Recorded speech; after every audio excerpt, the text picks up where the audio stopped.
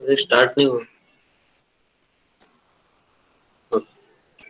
So today we are going to study integration using partial fraction. ठीक है, यहाँ पे मैंने लिखा है ये integration using partial fraction. Okay, तो ये टाइप्स अभी इसके आगे ना एक बड़े बड़े टाइप्स हम लोग देखने वाले हैं। स्टैंडर्ड और इम्पोर्टेंट और ऐसे बड़े बड़े टाइप्स इंटीग्रेशन के अभी स्टार्ट हुए हैं। तो आगे आने वाले हर लेक्चर में ना कोई इम्पोर्टेंट ऐसा टाइप रहेगा जो एग्जाम में हमेशा आता है। तो आज का अपना टॉपिक ऑफ डिस्कशन ये है integration using partial fraction. Partial fraction basic maths में ऑलरेडी आपने स्टडी किया है। आपको याद रहेगा कि ऐसा ऐसा क्वेश्चन रहता था। न्यूमरेटर में यहाँ पे 1 लिखा है, बट देयर में B algebraic term here in the numerator also.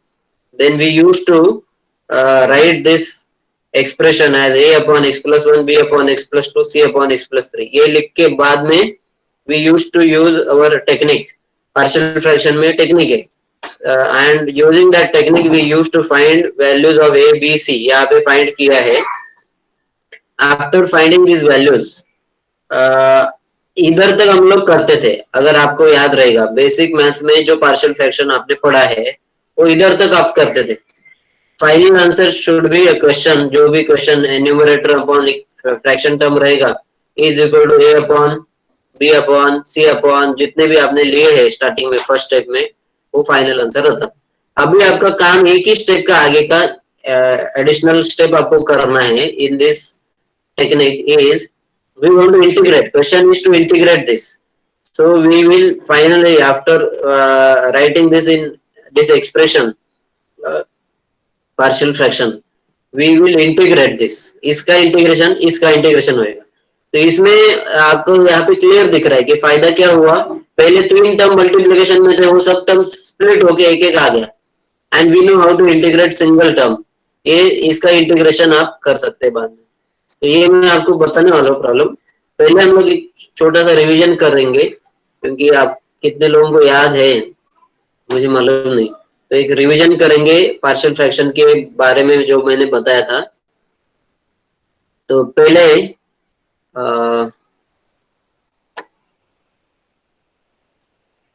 ठीक है, अभी आप आंसर करोगे।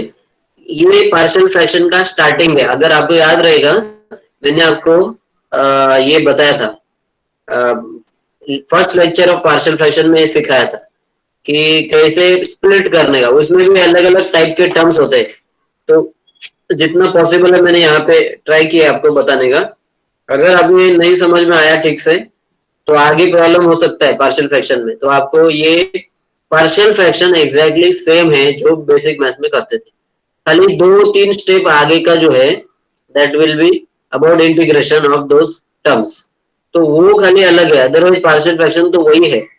तो इसका थोड़ा रिवीजन हम लोग करेंगे। अगर ऐसे 3 टर्म्स है तो मैंने आपको याद रहेगा बताया था लीनियर एंड क्वाड्रेटिक, ऐसा मैंने आपको बताया था। If it is linear term उसमें 2 टर्म है, 2 टाइप है, linear repeated and linear non repeated. ठीक है, लीनियर का मतलब होता है ब्रैकेट का हाईएस्ट पावर शुड बी 1, तो x plus 1, x minus 2, x plus 3, all these are linear terms. So whenever these terms are linear, then how to start आपको याद रहेगा। कैसे स्टार्ट करते थे हम लोग? a अपॉन, बोलो सब लोग जो भी बोल सकते हैं, a upon x plus 1 a upon x plus 1 plus b upon n minus 2 x n नहीं है, वो थोड़ा लिखने में मेरे को ये हो रहा है, n नहीं है, c upon x plus 3। तो this is about linear terms. For linear terms ये भी लीनियर ही है। तो ये मैंने एक दूसरा थोड़ा सा इसमें डिफरेंस ये है कि ये क्वाड्रेटिक दिख रहा है। एक क्वाड्रेटिक में मैंने आपको बताया था, अगर आपको याद है, there are 2 types of quadratic terms. One is reducible, another is irreducible. Reducible का मतलब है जिसका आप लीनियर में कन्वर्ट कर सकते हैं। जैसे x square minus 1 is of a square minus b square form, So we can reduce this into linear form using a square minus b square formula. तो x square minus 1 का answer आएगा x plus 1 x minus 1. ये इसका formula use करेंगे a square minus b square, तो ये ऐसे मिले. इसके बाद आपको फिर यही काम करना है जो ऊपर कर रहे थे, a upon x b upon x plus 1 and c upon x minus 1. ये सबको समझ में आया ये? यस और नो? Yes sir. मैं रिवाइज कर रहा हूँ, शायद कुछ लोगों को थोड़ा अगर कंफ्यूजन आगे प्रॉब्लम्स में हो सकता है, तो इसके लिए मैं पहले आपको बता रहा हूँ. अभी इसमें ये पहले के दो लीनियर नॉन रिपीटेड के हैं और ये जो बाकी के दो है नीचे वाले ये लीनियर रिपीटेशन वाले टाइप है. होल स्क्वायर जब भी आता है, होल क्यूब जब भी आएगा, those will be linear repetition term. जब भी ब्रैकेट का स्क्वायर या क्यूब आता है तो रिपीटेशन में आ जाएगा वो. उसका कैसे करने का याद है आपको? बताओ how to start. ax plus b. Wrong. A upon x plus 1.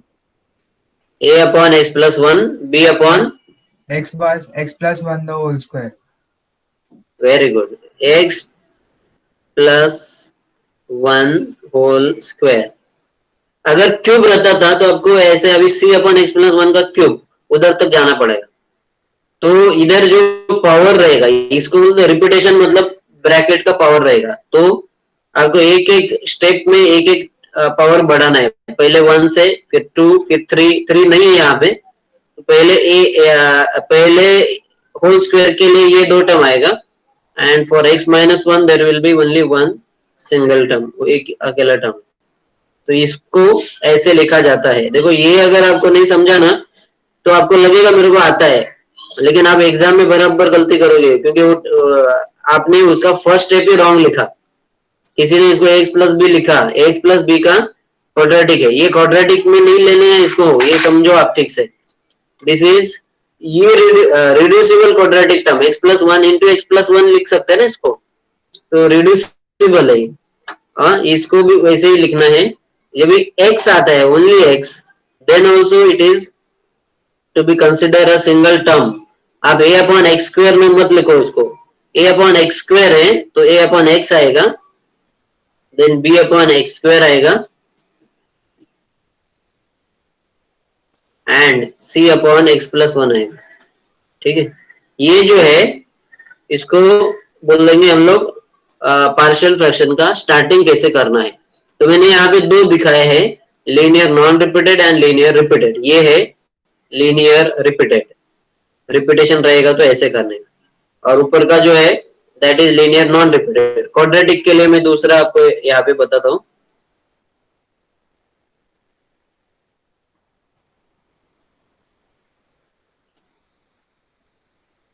ये लीनियर का है. ठीक है. अगर quadratic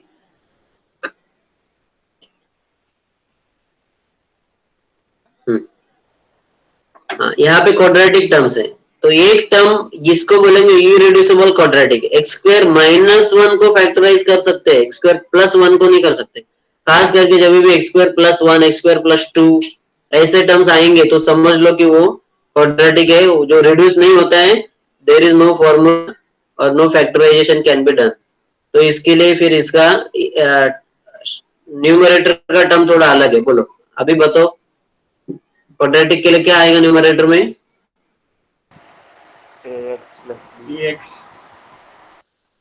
ax plus b upon x square plus 1. ठीक है. And the second term here is not quadratic, therefore we will write c upon x plus 1. ये ठीक से समझो. कुछ लोग इसको x plus 1 समझ के इसके साथ मल्टीप्लाई करेंगे, वो गलत है. या कुछ लोग इसको x plus 1 into x plus 1 लिखेंगे, वो भी गलत है. x plus 1 into x plus 1 ये नहीं हो सकता है. x square plus 1 is different and it cannot be factorized further. तो for quadratic term we have to write ax plus B, for linear term वो abc जैसा है वो तो बताया मैंने ऑलरेडी। तो ये है क्वाड्रेटिक के बारे में। और क्वाड्रेटिक में भी इरिड्यूसिबल अगर है तो, रिड्यूसिबल क्वाड्रेटिक को तो रिड्यूस कर देते हैं हम लोग। एग्जाम्पल्स में और डिटेल में सिखाऊंगा मैं। Then this here both terms are quadratic, ये भी क्वाड्रेटिक है, second term is also quadratic. तो इसका स्टार्टिंग आपको ऐसा करना पड़ेगा, ax plus B upon x square plus 1, okay. And second term will not be c, it will be cx plus d, क्योंकि इसका भी जो सेकेंड टर्म का डिनोमिनेटर है दैट इज आल्सो क्वाड्रेटिक।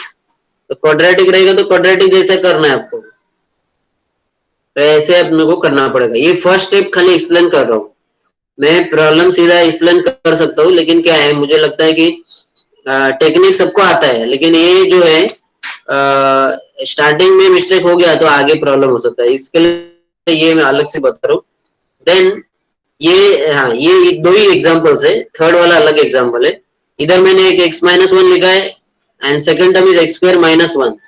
तो मैंने जैसे बताया आपको कि whenever we can factorize we should factorize, तो इसका फैक्टराइजेशन ये आता है x plus 1 x minus 1 using a square minus b square formula. After factorization we can see that this x minus 1, this there are two terms like this, x minus 1 and x minus 1।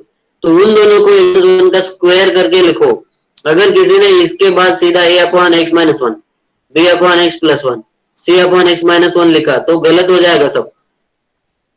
तो जब भी ऐसे same term अगर दिखते हैं then we can combine those terms and we should write it as जो भी है होल स्क्वायर क्यूब जो भी है वो लिखना है। तो इसके आगे का वो पहले ये लीनियर में जाता है, क्वाड्रेटिक में नहीं है। मैंने टर्म यहाँ पे भले लिखा हो लेकिन आपको समझना है कि ये लीनियर है। a अपॉन एक्स माइनस 1 आएगा, b upon x minus 1 square आएगा and c upon x plus 1 आएगा। तो ये है स्टार्टिंग, ठीक है। ये ऐसे हम लोग स्टार्ट करते हैं। अभी इसके बाद का स्टेप आपको याद रहेगा। इसके बाद हम लोग क्या करते हैं, integration after writing it in this form, इसके बाद आप लोग क्या करते हैं, तो यहाँ पे ना दो मेथड्स है। एक को बोलते हैं क्रॉस मल्टीप्लीकेशन, आपको याद रहेगा क्रॉस मल्टीप्लीकेशन स्कूल से हम लोग करते थे। इन क्रॉस मल्टीप्लीकेशन हम लोग क्या करते हैं, इसको इसके साथ, इसको इसके साथ और डिनोमिनेटर को भी मल्टीप्लाई करते हैं, तो इसको बोलेंगे cross multiplication. Another technique is LCM, ठीक है। ये दो टेक्निक्स हैं और मैंने आपको अगर याद रहेगा बताया था आपके पार्शियल फ्रैक्शन के लेक्चर्स में मैंने बताया रहेगा, we should always use this technique LCM, don't use cross multiplication technique. कभी कभी प्रॉब्लम्स है ना, दोनों मेथड से एक ही सॉल्यूशन आता है, फर्स्ट स्टेप से लास्ट स्टेप तक सब सेम आता है, लेकिन फिर भी है ना, खास करके ये जब भी ऐसा होल स्क्वायर होल क्यूब रहेगा उधर आपका मिस्टेक हो सकता है, वो नहीं होना है। Then we have to use LCM technique. LCM technique क्या है, तो एलसीएम टेक्निक में हम लोग क्या करेंगे, देखो a अपॉन एक्स प्लस 1 और x माइनस 2, यहाँ पे अपने को डिनोमिनेटर में देर आर 3 टर्म्स, तो a के पास एक टर्म उसमें से है, तो these two terms are not there, these two are completely different terms which are not there with a। तो a को ये दो टर्म से मल्टीप्लाई करो, x माइनस 2 और x प्लस 3, प्लस b के पास we have x minus 2, so that means x plus 1 and x minus x plus 3, these two terms are not there with b, so multiply b with these two terms। c के पास x plus 3 है, so obviously x plus 1 and x minus 2, these two terms we have to multiply with c as these two terms are not there, ठीक है। तो ऐसे करना पड़ता है। अगर क्रॉस मल्टीप्लाई करेंगे तो भी यही आंसर आता है ये केस में, लेकिन जब वो रिपीटेशन वाला आता है ना उसमें अलग आंसर आएगा। इसके लिए मैंने बताया कि ये मत करो, ऐसे करो। तो रिपीटेशन वाले केस में अच्छे से समझते हैं। तो a के पास x माइनस 1 है, b के पास x माइनस 1 स्क्वायर है और c के पास x माइनस 1 क्यूब है। तो आपको सबसे पहला सोचना है कि what should be LCM. LCM क्या होता है, जब ये तीनों अलग अलग रहेंगे then multiplication will be LCM, तीनों का मल्टीप्लीकेशन करेंगे तो वो एलसीएम होएगा, अगर ये डिफरेंट तीन है तो। If all are same term या फिर होल स्क्वायर है, अभी तीनों में x-1 ही दिख रहा है लेकिन कहीं पे स्क्वायर है कहीं पे क्यूब है, तो ऐसे केस में आपको समझना है कि ऐसा कौन सा टर्म है जो तीनों में आप एलसीएम लेंगे तो ये तीनों का x-1 क्यूब आना चाहिए। ठीक है, ये अपना एलसीएम है क्यूब, x-1 क्यूब। तो क्या करना पड़ेगा अपने को, सबका डिनोमिनेटर x-1 क्यूब बनाना है, ऐसा सोचना है। तो इसके लिए पहले टर्म में a के डिनोमिनेटर में we have x-1, so if you multiply a with x-1 square in the numerator as well as denominator will be x-1 cube। अभी खाली x-1 है यहाँ पे, but after multiplication numerator and denominator by x-1 square, our denominator will be our LCM x-1 cube। Similarly b के पास square term है but we don't want x square also, we want x-1 cube only, so we will multiply numerator denominator with x-1 तो नीचे square था उसका cube हो जाएगा। c के case में ऑलरेडी एलसीएम का टर्म पूरा है, therefore we will not multiply c with any other term। so after this we will write combine denominator that is x-1 का क्यूब। तो ये आपका एलसीएम कैसे करने का उसका एक्सप्लेनेशन मैंने जो आपको पहले भी बताया रहेगा बेसिक मैथ्स में, वो मैंने रिवाइज किया है। तो ये अगर अच्छे से समझ में आया then we can start with problems. ठीक है, इसमें किसी को कुछ पूछना है कि बताओ, otherwise I can go ahead.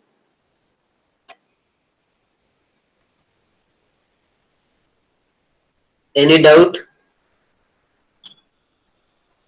No, sir. Okay. So we will start then with problems. Our type, today's type is very important type, integration using partial fraction technique। तो ऐसा प्रॉब्लम रहेगा। अभी हम लोग सीधा प्रॉब्लम्स ऑलरेडी आपने किए हैं, तो ज्यादा अगर आपको नहीं समझा तो मुझे बताओ, मैं पूरा आज कंप्लीट नहीं कर सकता क्योंकि बहुत सारे प्रॉब्लम इसमें है। आप देख सकते हैं देयर आर अबाउट 7-8 पेजेस, तो बहुत सारे प्रॉब्लम्स है इसमें। तो हम लोग सारे प्रॉब्लम देखेंगे, लिखेंगे भी, लेकिन आज सब नहीं कर सकते। तो 2-3 प्रॉब्लम जितना हो सकता है we will try to complete today. तो इसको पहला स्टेप शुड बी, देखो पार्शियल फ्रैक्शन में इंटीग्रेशन और डीएक्स ये रहता है, आपको मालूम है। लेकिन सॉरी, इंटीग्रेशन में क्या रहता है, this sign symbol of integration and d x. लेकिन पार्शियल फ्रैक्शन बेसिक मैथ्स में आपको ये भी नहीं था और ये भी नहीं था, ये सब टर्म पार्शियल फ्रैक्शन में नहीं थे। तो हम लोग पार्शियल फ्रैक्शन भी इसके बिना करेंगे सेपरेट। तो इंटीग्रेशन हटाओ, डीएक्स को भी हटाओ, other than d x whatever is our numerator that we have to write. ठीक है, खाली डीएक्स मत लिखो नहीं तो सब गलत हो जाएगा इधर। तो अभी हम लोग है ना इंटीग्रेशन को बाजू में रखते हैं, तो ऐसे लिखने का आई इक्वल टू, और क्या करने का फिर लास्ट में आई इक्वल टू लिख देने का, फिर से ऐसे आई इक्वल टू, और डायरेक्ट आंसर भी यहां से चालू कर सकते हो। तो इसको अलग कर दो और इसको अलग करके we will find partial fraction of this. तो इसका तीनों टर्म्स जो है वो लीनियर है। So we will write a upon x plus 1, b upon x plus 2, c upon x plus 3.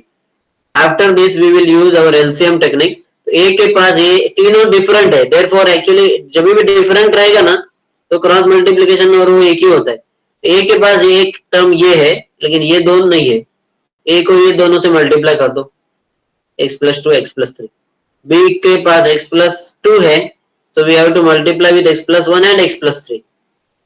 c के पास x plus 3 है, तो अदर देन x plus 3 ये दो टर्म है, उससे c को मल्टीप्लाई करो।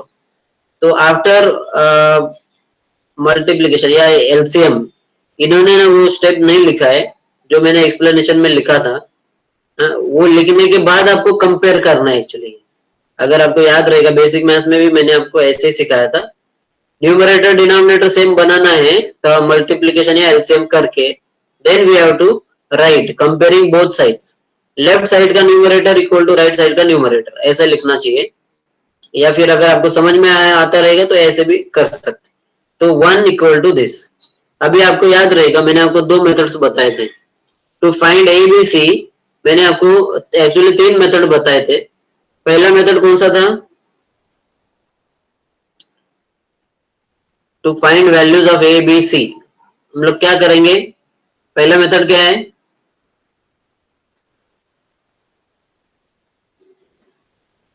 बोलो, कोई तो बोलो। सब्स्टिट्यूशन करते हैं ना? सुनाई दे रहा है ना सबको? Yes sir. हाँ, यस सर। तो सब्स्टिट्यूशन कौन सा करना है? Which substitution we will make?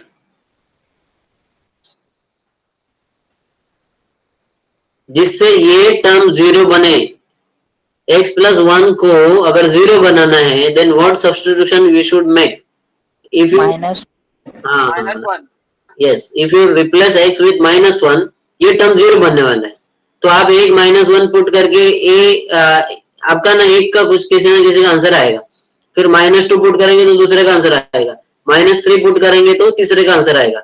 ये मेथड कभी यूज होता है जब ये तीनों के दोनों डिफरेंट है। जब ये तीनों के तीनों डिफरेंट नहीं है तभी ऐसा जीरो नहीं बनेगा, होल स्क्वायर वगैरह रहेगा। तो फिर हमारा दूसरा मेथड है वो आगे मैं बताऊंगा, जिसमें कुछ भी वैल्यू पुट करो उस केस में आपको फाइनल आंसर सीधा नहीं मिलेगा। We will get equations. A B C में इक्वेशंस आएगा। Those equations we have to solve, that is our method number 2। ये मेथड 1 है, बहुत सिंपल है ये। तो पहले मैंने x के जगह पे -1 पुट किया। हमेशा ये इसमें ही पुट करना है जो कंपैरिजन करके हम लोग ने स्टेप लाया यहाँ पे। Put x equal to -1 on left as well as right side. Left में आपके जगह लेफ्ट साइड में ओनली 1 इज देयर। अगर x का कोई टर्म होता जैसे ये केस में है तो यहाँ पे लेफ्ट साइड में देखो 5x - 4 है, तो जब भी आप वैल्यू पुट करेंगे तो इधर भी पुट करना पड़ेगा।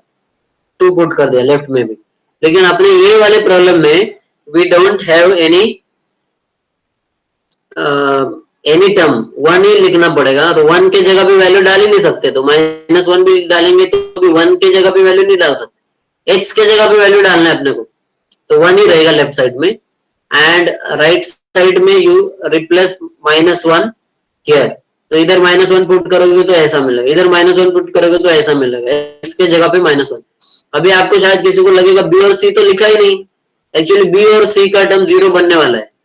ये मेथड ही ऐसा है अपना फर्स्ट मेथड कि ऐसा वैल्यू हम लोग डालते हैं जिससे x प्लस 1 जीरो बने। तो जिसके भी पास x प्लस 1 है, ये और ये, वो दोनों टर्म जीरो बनने वाला है।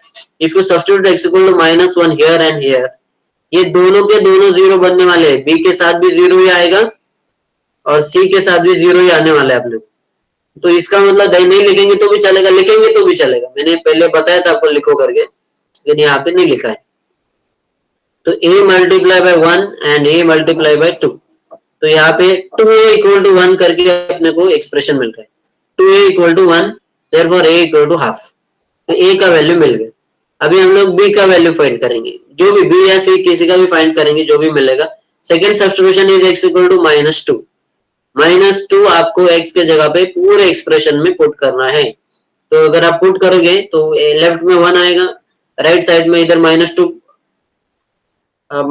हाँ सॉरी a नहीं लिखा है वो लोग ने, क्योंकि a 0 आने वाला है और आपका c भी 0 आएगा। देखो ये एक्चुअली थोड़ा शॉर्टकट ये है, किसी किसी को कंफ्यूजन हो सकता है। 0 कैसे आएगा? तो आप सब्स्टिट्यूट क्या कर रहे हैं? -2 जिधर भी है उनको 0 बनाने वाला है, तो a को बनाएगा 0 और c को 0 बनाएगा। ठीक है, तो इसके लिए उन्होंने ये नहीं लिखा है।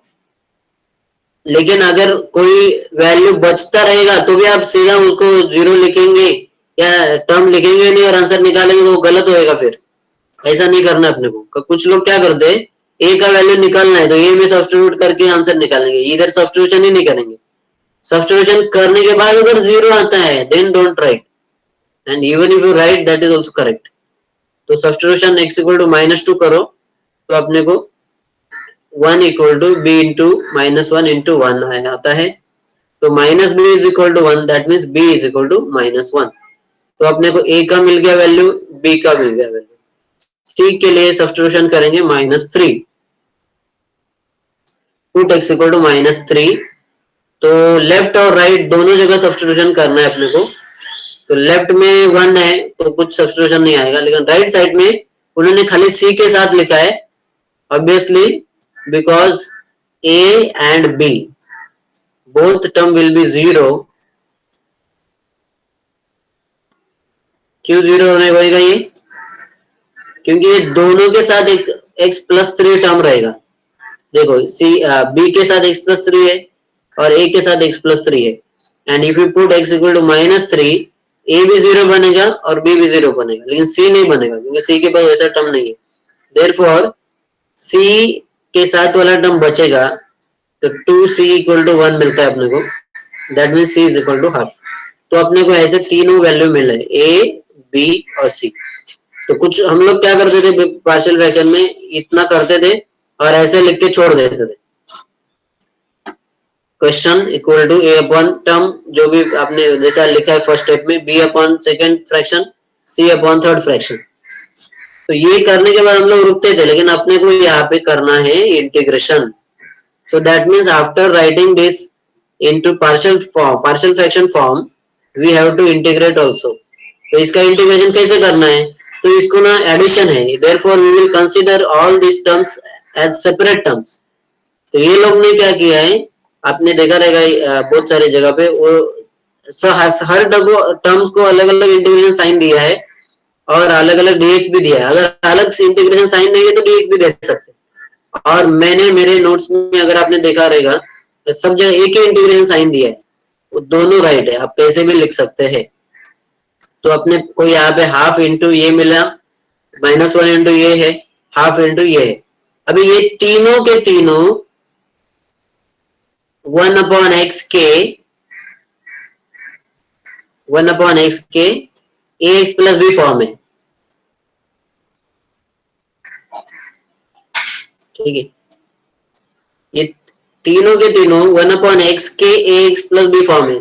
तो 1/x का इंटीग्रेशन क्या होता है? log x। तो 1/x प्लस बी का भी इंटीग्रेशन log x होएगा, लेकिन x का मल्टीपल अगर कुछ है तो डिवाइड होएगा। और अगर आप देखेंगे तो तीनों में x का मल्टीपल कुछ है ही नहीं, सो डिवीजन में कोई अलग टर्म नहीं आएगा, जो है यहाँ पे वही टर्म्स रहेगा। इसका आएगा log x प्लस 1, इसका आएगा log x प्लस 2, इसका आएगा log x plus 3। And even if you right only this much, बस इतना करके छोड़ेंगे तो भी आपको फुल मार्क्स मिलेगा। अगर आपको इसके आगे जाना है तो that means addition subtraction property क्या है लॉग का, वो आपको यूज करना है। तो इधर ये लोग ने क्या किया, हाफ सबका कॉमन लिया है। पहले और तीसरे में हाफ है, दूसरे में नहीं है, फिर भी अगर लेना है तो 2 से मल्टीप्लाई करना पड़ेगा। तो ये हाफ एकदम बाहर गया और इनको कंबाइन किया है यूजिंग लॉगरिथम प्रॉपर्टी। जिसको समझता है वो करेंगे चलेगा, जिसको नहीं समझता है इतना करके भी छोड़ो, फुल मार्क्स मिलता है। ये एग्जाम्पल में किसी को डाउट है क्या? फिर से बताऊं कुछ स्टेप्स, ये समझ में आया? सब समझे ना? सर एक मिनट स्क्रॉल डाउन करो ना, वो सम दिखाओ ना।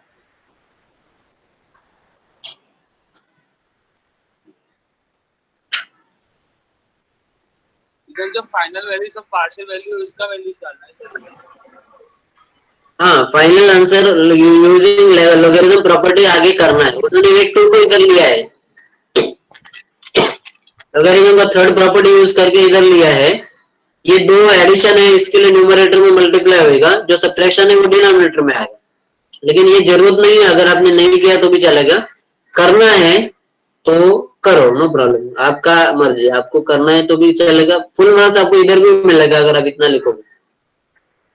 Okay, yes sir.